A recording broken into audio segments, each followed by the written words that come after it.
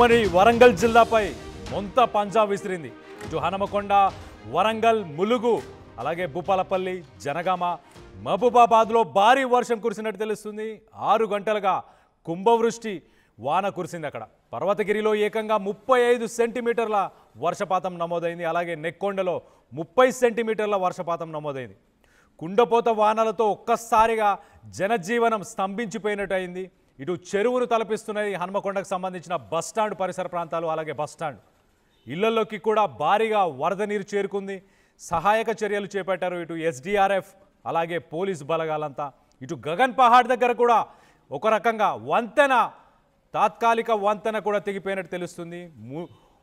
Warangal under pass bridge, ఏదైతే ఇటు under pass bridge ఉందో అది కూడా మునిగిపోయినట్టు తెలుస్తుంది. రేపు వరంగల్తో పాటు మరో 5 జిల్లాలకు రెడ్ అలర్ట్ని జారీ చేసింది వాతావరణ శాఖ.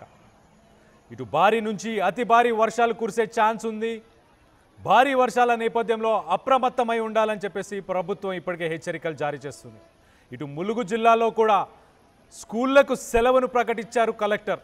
ఒక రకంగా వరంగల్ జిల్లా మొత్తం అతలాకుతలం అయిపోతుంది. సైక్లోన్ ముంతా ఎఫెక్ట్ చాలా క్లియర్గా తెలుస్తుంది. వరంగల్ బస్టాండ్కి సంబంధించిన విజువల్స్ మనం చూడొచ్చు.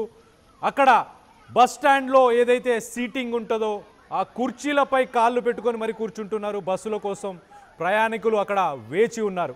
బస్టాండ్ మొత్తం నీటితో మునిగిపోయిందంటే అర్థం చేసుకోండి.